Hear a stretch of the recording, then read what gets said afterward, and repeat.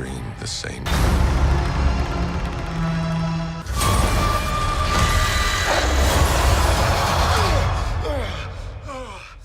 Today we're diving straight into the Marvel Cinematic Universe, and we're following Doctor Strange here. I feel like every time Marvel releases a movie, we just get caught in that, like, it turns out it just becomes the biggest thing, the most talked about movie at that time.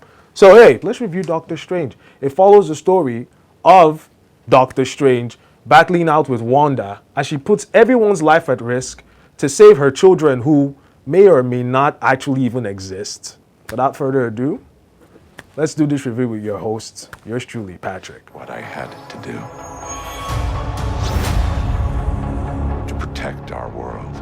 You cannot control everything, Strange. No one does futuristic, mythical, otherworldly cinematography like Marvel. No one does it like them. And, you know, is there any point even praising them for it anymore? I mean, we probably still have to, but no one takes you to those points like Marvel does. I do not even have the words to describe the CGI we're looking at.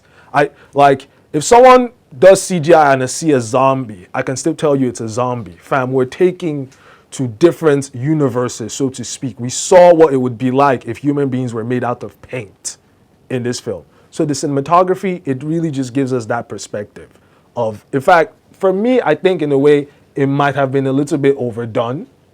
I'll get to that in a sec. But the only way I can describe the cinematography to you, the editing, everything, was otherworldly. That sums it all up. It was otherworldly, and depending on your taste, depending on the type of movies you like, it might have been completely great or just a bit too much. Way between universes. And we don't know who or what will walk through it. So we've got to talk about Elizabeth Olsen's performance in this film as Wanda Scarlet Witch. If you follow the MCU, you would have noticed that she's powerful, but she's also very good. She's very endearing. She's very almost dumb-like innocent. This was the first time we've seen her really embrace the witch character, and it was very impressive to see her act that way. She was scary in that film. It was a terrifying thing to see. They say hell hath no fury like the wrath of a woman scorned, and she was pretty scorned in that film, and she made us like see that all through. If you want to see scenes about that, every scene where she was in, the entire process, the psychological process of her acting, in where she's doing this thing, she's putting everyone's life at risk, but she's justifying it, and she has that firm belief that, look, what I'm doing is what I have to do to get this situation that I want to get, and it doesn't matter who gets caught in the crosshairs. I just need to get this done. And that was great acting. Her performance was great to see.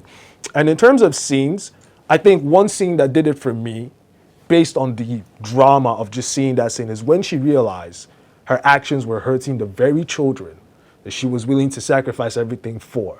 And it all came together there. It was like, look who you've become because of all these things you're trying to do. And that was, that caught me, because I have a thing for drama. I have a thing for when it all comes together, when the acting and the storyline make sense in a moment. And it did there. Watch out for that scene. You're going to love that. I'm sorry, Stephen. Your desecration of reality. This movie, it does something that I like, and I like to. The movie has a very comprehensible plot within itself. Now, Marvel movies, they're made in such a way where you feel like you need to have watched 6 or 7 previous Marvel movies to understand anything happening in the one you're seeing in front of you right now. But this movie, within itself, has a storyline that makes sense, and you don't need to go outside of it to get the logic about what's going on in there. A mother being deeply hurt about not being able to be with her kids and doing everything in her power, hurting everyone in her sight in order to get together with her kids. That makes sense. You don't really need too much from the outside to make sense of that. So I loved that about the movie. It's not something Marvel does a lot. If you've seen Thor Ragnarok, you will understand what I mean, where you don't really understand what's going on unless you saw 2 or 3 movies before. But this movie, if you've never seen a Marvel movie in your entire life, you watch this, you get the gist of this. Apart from that, again, the cinematography was, for a sci-fi movie, if that's your taste, Marvel is your go-to. They do it better than anyone. They do it more than anyone. So that's your go-to. If you flip it right around, it could be some of the bad things as well. Because I think that all that sci-fi-ness, everything going on too much at once, dragons and aliens and witches and wizards and all the magic going on, it can take away from the drama of the storyline sometimes. It can really take away from, because there was a real story in there. We should be following, but then it's easy to get distracted in all the hocus pocus mumbo jumbo going on. So that's a con for me. I think Marvel needs to find a way to display all their otherworldly things as much as they want, but also home us in on the story, because that's what we're really watching. The story. It doesn't seem fair.